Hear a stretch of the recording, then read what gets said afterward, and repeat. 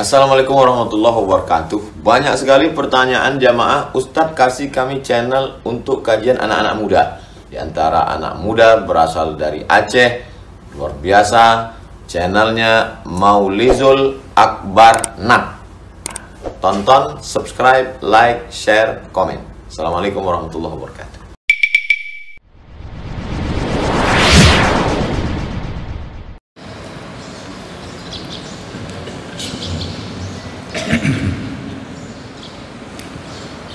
Assalamualaikum warahmatullahi wabarakatuh.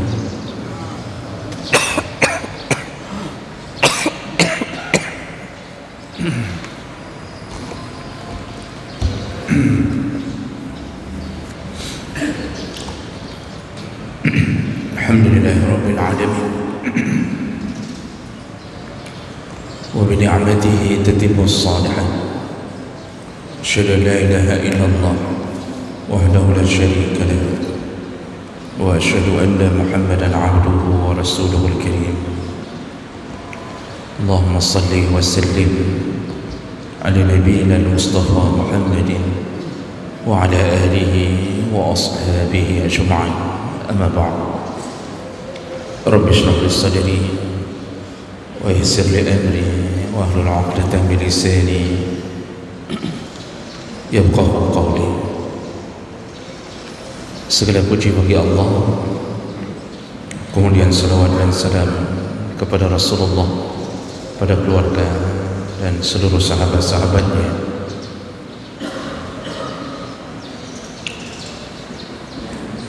Bapak Ibu jamaah salat subuh yang Allah muliakan insyaallah. Kita akan sambung pelajaran kita masih di dalam bab anjuran memperbanyak sedekah dan menahan diri dari kekikiran. Di pertemuan yang lalu kita membahas salah satu hadis, yaitu tentang bagaimana Umar Ibn Al-Khattab ketika menyedekahkan harta kepada sahabatnya, yaitu Abu Ubaidah bin Jarrah, dan Umar berpesan kepada pembantunya, berikanlah sedekah ini kepada Abu Ubaidah, lalu tunggulah apa yang dia lakukan. Dan pembantunya melihat bahawa ketika Abu Ubaidah menerima sedekah dari Umar, langsung sedekah itu dibagi-bagikan dan tidak ada yang tersisa untuk dirinya. Jadi sedekah di atas sedekah. Lalu diberikan juga kepada Mu'az bin Jabal. Mu'az bin Jabal pun melakukan hal yang sama. Ketika sudah mendapatkan sedekah, maka dia segera membagi-bagikannya. Dia sedekahkan kembali. Dan itu adalah kehidupan yang terjadi di kalangan para sahabat. Jadi sedekah pun dijadikan sedekah lagi. Jadi mereka hidup berlomba-lomba di dalam bersedekah. Makanya wajar Nabi mengatakan, sebaik-baiknya zaman adalah zamanku. Khairul qurun qarni. Sebaik-baiknya zaman adalah zamanku, yaitu zaman di mana Nabi hidup bersama sahabat. Lalu kemudian zaman yang berikutnya yang terbaik adalah zaman sahabatku, kata Nabi. Jadi ini zaman-zaman terbaik. Maksud zaman terbaik, semuanya berlomba-lomba mempersiapkan akhiratnya. Jadi begitulah gaya hidup di antara para sahabat. Baik, kita lanjutkan. Hadis berikutnya, wa an Sahal bin Sa'ad, dari Sahal bin Sa'ad radhiyallahu anhu qala kana 'inda Rasulillah sallallahu alaihi wasallam sab'atu dananir wada'aha 'inda Aisyah. Kata Sahal bin Sa'ad, Nabi sallallahu alaihi wasallam pernah menyimpan uang sebanyak 7 dinar dan disimpan di tangan Aisyah, artinya Aisyah yang menyimpannya. Falamma kana 'inda maradihi, nah ketika Nabi sakit, kita tahu sejarah bahwa Nabi itu mengalami sakit sekira-kira 2 minggu atau 18 hari, ada yang mengatakan 13 hari, ada yang mengatakan 18 hari sebelum beliau meninggal. Jadi beliau tidak pernah sakit, tapi beliau sakit hanya ketika ditakdirkan Allah menjelang meninggal, dan itu diawali dengan sakit kepala. Pulang dari pemakaman Baqi' mengurusi jenazah sahabatnya, lalu beliau merasakan sakit kepala. Nah, jadi di saat itulah terus sakit kepala itu bertambah-tambah sampai beliau demam dengan panas yang sangat tinggi, bahkan 2 kali lipat daripada panasnya orang-orang yang normal. Dan akhirnya sakit itulah yang membawanya kepada ajalnya. Nah, jadi ketika sakit itulah Nabi sallallahu alaihi wasallam mengatakan kepada Aisyah, qala ya Aisyah ib'asi bizahab ila aliyin, wahai Aisyah, tolong emas yang kusimpan padamu tolong berikan kepada Ali.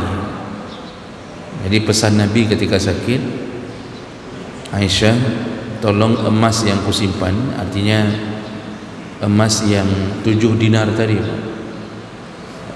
Jadi kalau dinar itu terbuat dari emas, kalau dirham itu perak. Jadi kata Nabi SAW, tolong emas yang kusimpan padamu bawalah kepada Ali. Ali menantunya, suami Fatimah. Maksud Rasulullah membawa kepada Ali, suruhlah Ali untuk menyedekahkan. Kenapa tidak disuruh langsung kepada Aisyah? Karena Aisyah disibukkan dengan merawat Nabi sehingga mungkin tak terfikirkan untuk urusan itu. Makanya Aisyah diminta oleh Rasulullah bawalah kepada Ali.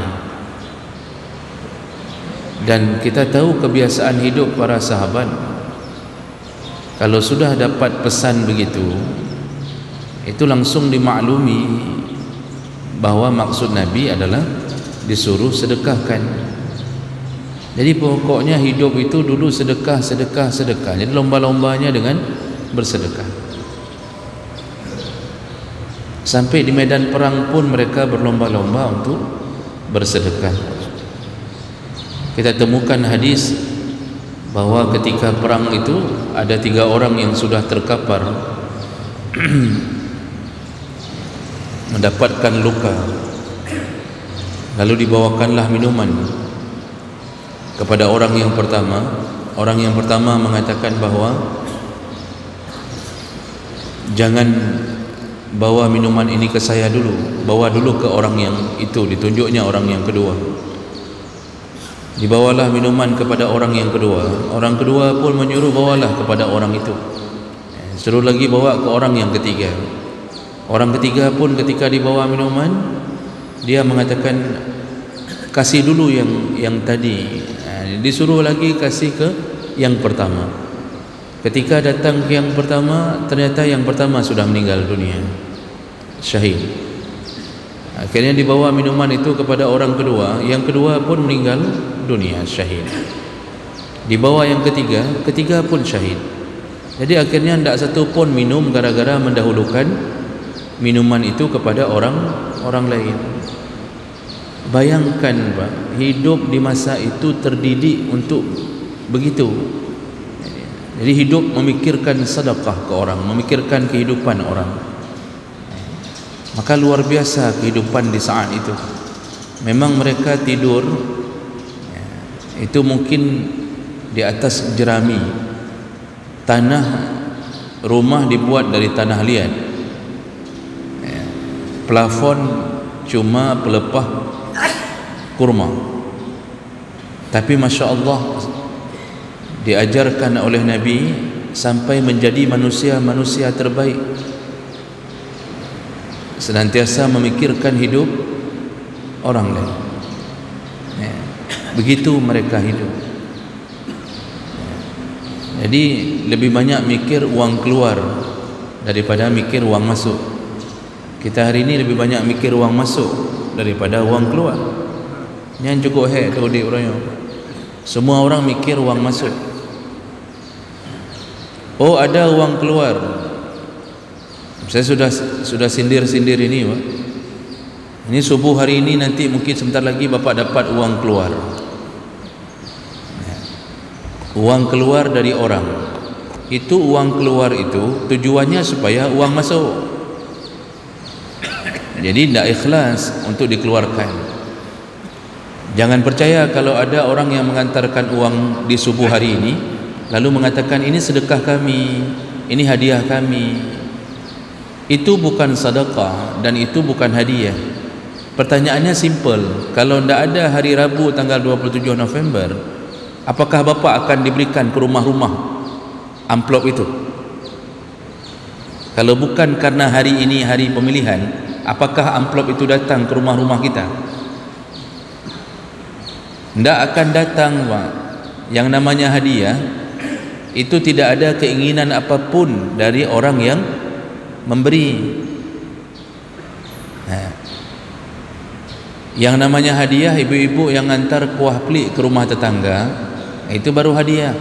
Tidak ada keinginan setelah hantar kuah pelik kau pilih lom, tidak ada. Ini ngakunya hadiah, ngaku sedekah. Bukan, ini keinginan sesuatu yang diinginkan oleh orang yang memberi. Maka apa hukumnya menerima? Itu haram. Walaupun tidak masuk ke dalam sogok itu, tapi haram. Makanya hati-hati ni, Pak. Hati-hati, Pak. Bapak pulang dicegat di jalan kau pilih lom nyempak pengler tu ribet. Itu hati-hati. Ini gaya hidup hari ini penuh dengan fitnah. Dulu betul-betul memberikan sedekah itu menjadi sebuah musabaqah, menjadi sebuah perlombaan di antara para sahabat. Jadi mereka ditanamkan dalam pikiran mereka, dunia ini tidak perlu kita sembah. Dunia ini begitu hinanya, begitu kecilnya. Kalau engkau mau hidup bahagia, hiduplah di surga Allah. Bahagia tanpa jeda, bahagia tanpa derita. Jadi semuanya mikir surga, surga. Kayak mana caranya kita berkumpul di surga? Begitu cara berfikirnya. Jadi sedikit sekali. Makanya kalau kita sudah masuk agama ke dalam dada, dunia itu mengecil. Ketika agama sudah masuk ke dalam dada dengan baik, akidah kita sudah benar, dan kita sudah faham apa isi dunia, kedudukan dunia, maka di saat itu dunia begitu kecilnya. Orang yang kurang agamanya, maka dunia membesar di dalam hatinya. Kalau kurang agamanya, maka dunia yang menjadi besar. Jadi hidupnya cuma mikir untuk persiapan dunia, padahal semua harta yang dia tinggalkan di dunia tak bermanfaat untuknya kecuali apa yang pernah dia berikan kepada Allah Subhanahu wa taala. Nah, jemaah mulakan Allah, jadi itu pesan Nabi kepada Aisyah ketika sudah sakit, tolong bawakan 7 dinar ini kepada Ali. Summa aghmiya alaih. Setelah Nabi mengatakan itu, tidak lama kemudian Nabi pingsan. Jadi bayangkan sakit Nabi sampai pingsan. Wa syaghala Aisyah ma bihi hatta qala zalika miraran. Aisyah kembali disibukkan menangani Nabi. Seorang isteri menghadapi detik-detik terakhir bersama suami yang tercinta. Setelah Nabi mengatakan dalam sakitnya, tolong bawa 7 dinar ini ke Ali, Nabi pingsan. Mana sempat Aisyah mikir, Ali gewasiat pingsan. Jadi Aisyah disibukkan lagi menangani Nabi SAW. Hatta qala zalika miraran. Lalu Nabi sadar lagi. Setelah Nabi sadar, diucapkannya lagi, tolong bawa emas-emas milikku itu kepada Ali. Ya, miraran, berulang-ulang dia ucapkan. Kullu zalika yu'ma ala Rasulillah. Setiap kali dia ucapkan itu, kemudian beliau pingsan. Pingsannya pun berulang-ulang. Ini pingsan Nabi dengan sakit yang luar biasa. Jadi panas Nabi itu suhu badannya 2 kali lipat orang biasa. Kalau kita biasanya merasakan panas 40 derajat Celcius ketika demam, Nabi 80 derajat Celcius. Itu dalam hadis disebutkan 2 kali lipat. Kita kalau kena penyakit yang terlalu panas, apa kan, ada penyakit yang panas sekali sampai otak-otak pun panas tu, sehingga kadang-kadang kita hilang akal. Diawali dengan tipes atau apa, lupa saya, atau DBD itu. Dan kalau sudah panasnya tinggi sekali, kita hilang akal, kita hilang, sehingga kita mulai meracau, mulai menggigau, kemudian kita mulai bicara yang kita sendiri tak faham apa yang kita bicarakan. Tapi ini adalah seorang Nabi. Jadi beliau pingsan berulang-ulang. Setiap kali sadar, beliau kembali mengucapkan, bawalah emas itu kepada Ali. Wa yashghalu Aisyah ma bihi fa ba'asa ila aliyin. Jadi Aisyah pun ketika melihat kapan ada kesempatan yang dia bisa segera membawa emas itu kepada Ali, maka dia segera bawa. Fatasaddaqa biha. Ali setelah mendapatkan uang tersebut, walaupun Rasulullah tidak bilang disuruh sedekahkan, tapi Ali faham maksud Nabi, yaitu disuruh sedekah. Fatasaddaqa, maka segera Ali menyedekahkan uang 7 dinar tadi. Wa amsa Rasulullah sallallahu alaihi wasallam fi hadidil maut lailatal isnin. Nah, malam itu malam Senin. Jadi setelah diberikan 7 dinar itu kepada Ali, dan Ali saat itu juga beliau sedekahkan 7 dinar itu. Nah, sorenya, mulai dari malam itu malam Senin, Rasulullah sudah mengalami puncak rasa sakit, dan itu adalah tanda sakarat bagi Rasulullah. Fa arsalat Aisyah bimisbahin laha ila imra'atin min nisa'iha. Ketika Aisyah melihat bahwa Rasulullah sudah semakin sulit, dan Aisyah melihat tanda-tanda sakarat di sisi Nabi sallallahu alaihi wasallam, Aisyah meminta kepada isteri yang lain untuk membawakan lampu cahaya. Jadi disuruh bawa lilin atau apa saja, obor di saat itu, karena Rasulullah sudah kepayahan. Faqalat ahdi lana fi misbahina min uqqatika as-samna. Aisyah mengatakan kepada isteri-isteri yang lain, tolonglah bawakan, Nabi sudah mau menghadapi sakarat, bawalah cahaya atau obor ke sini, bawa obor, sekaligus bawalah minyak samin. Fa inna Rasulullah sallallahu alaihi wasallam amsa fi hadidil maut, karena Rasulullah sedang menghadapi sakaratul maut. Begitu kata Aisyah kepada isteri-isteri yang lain. Nah, jadi jemaah melakukan Allah, ini perjuangan Aisyah sebagai seorang isteri pun memelihara Nabi SAW di dalam sakitnya itu tanpa mengenal lelah. Dan ini salah satu kelebihan para isteri. Isteri itu kalau pelihara suami, subhanallah, dan itu telah dicontohkan oleh isteri-isteri terdahulu. Kita mungkin bapa-bapa nak sanggup kita pelihara isteri seperti isteri pelihara kita, tak sanggup. Ya. Isteri kalau pelihara suami, ini kalau suami yang dicintai, Pak. Kalau suami yang dibenci, disuntik mati sikit-sikit. Ya. Isteri kalau mencintai suaminya, bayangkan Pak, kita dirawat 2 bulan di rumah sakit, yang tidur di bawah ranjang dengan tikar sehelai, itu isteri.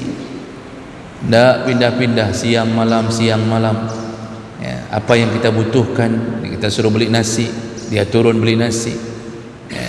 Ketika kita sakit kencing, ditahannya pispot untuk kencing. Kalau kita sudah tak bisa bangun lagi, dibukanya pampers yang sudah penuh dengan kotoran, dia lap dengan tisu. Itu isteri. Itu sampai sebulan 2 bulan dipelihara suaminya. Begitulah hebatnya isteri yang akan dimasukkan surga oleh Allah Subhanahu wa taala. Ya. Jadi oleh karena itu kita ini ketika masih sehat, sayang-sayanglah kepada isteri seperti Rasulullah menyayang isteri.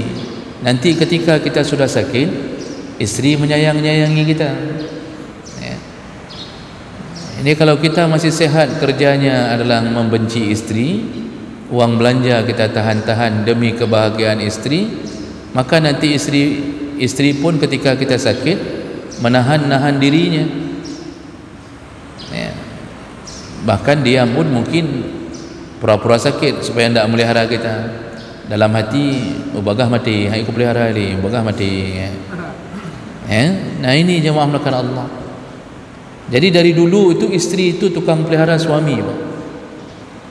Ibu kita saja tidak mungkin kita suruh ke rumah sakit untuk tidur di samping kita terus-terusan, ibu kandung kita.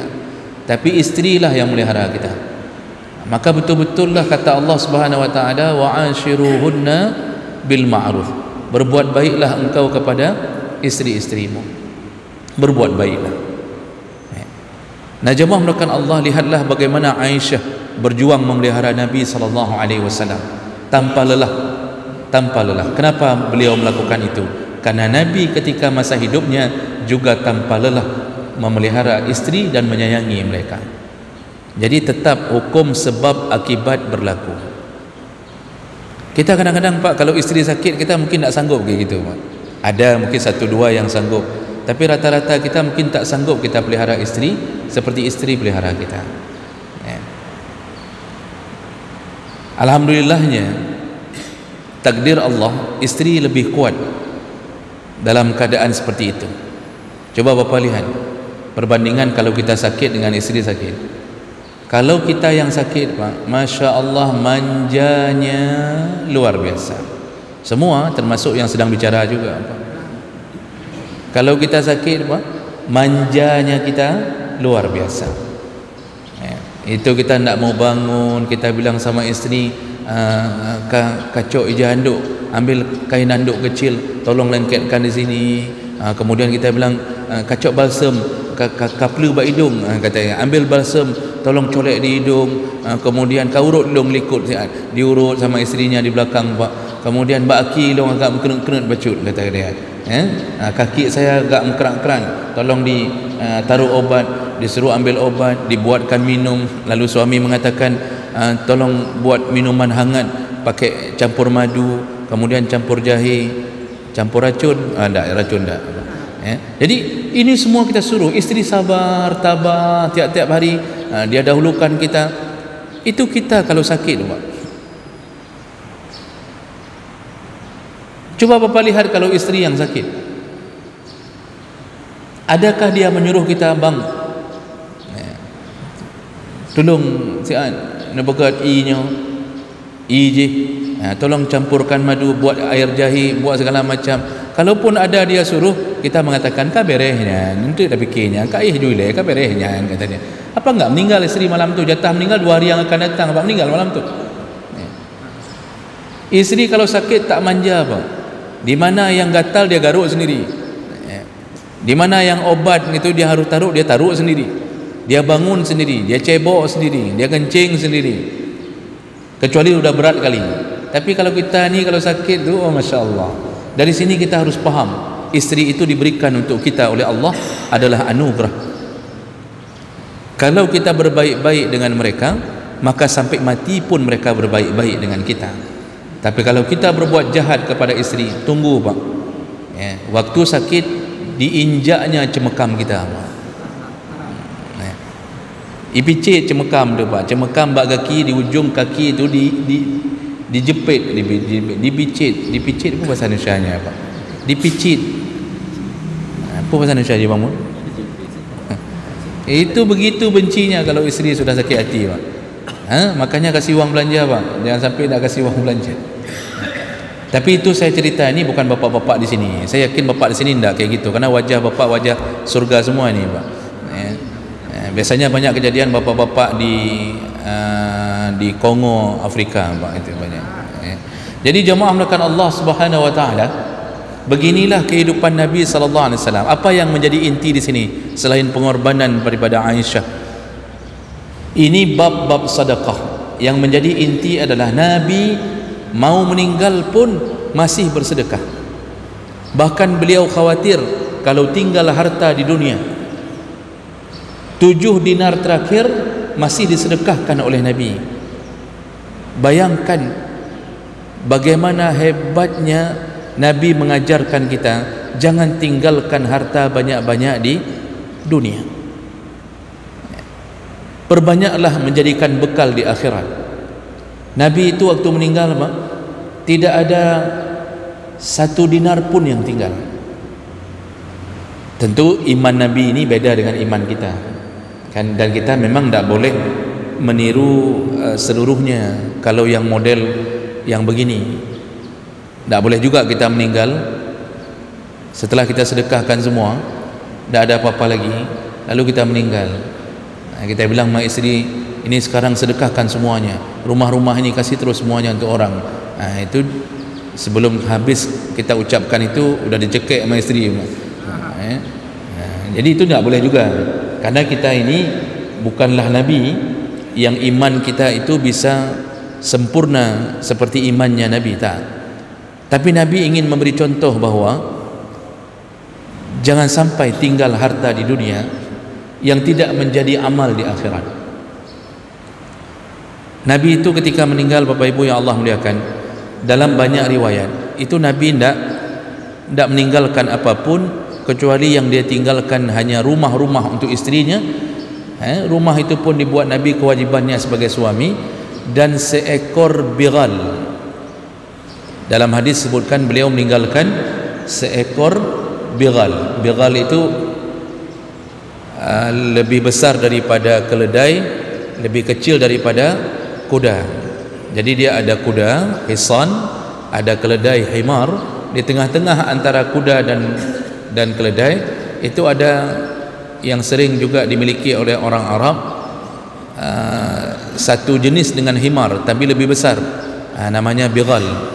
Cuma itu yang Nabi tinggalkan, tidak ada harta, tidak ada dinar, tidak ada dirham. Kenapa Nabi berani melakukan itu? Karena Nabi sudah tahu hakikat hidup itu, bahwa nanti isteri-istrinya ini dipelihara oleh Allah. Nabi tahu hakikat rezeki sudah ditentukan oleh Allah. Nabi tidak khawatir dengan kemiskinan, karena Nabi tahu bahwa kemiskinan malah membuat dekatnya kita menuju surga. Yang Nabi khawatir malah kalau kita kaya, sehingga kita hidup dalam keadaan sibuk dengan kekayaan kita. Itu yang Nabi khawatir. Makanya orang kaya itu kalau mau hidup tidak dikhawatirkan oleh Nabi, sedekahkanlah harta, sedekahkanlah harta kita agar kita bisa menjauh dari api neraka. Baik, jadi Bapak Ibu yang Allah muliakan, begitulah kisah dalam hadis yang sahih riwayat Tabrani tentang bagaimana kehidupan Nabi di saat beliau akan meninggal dunia.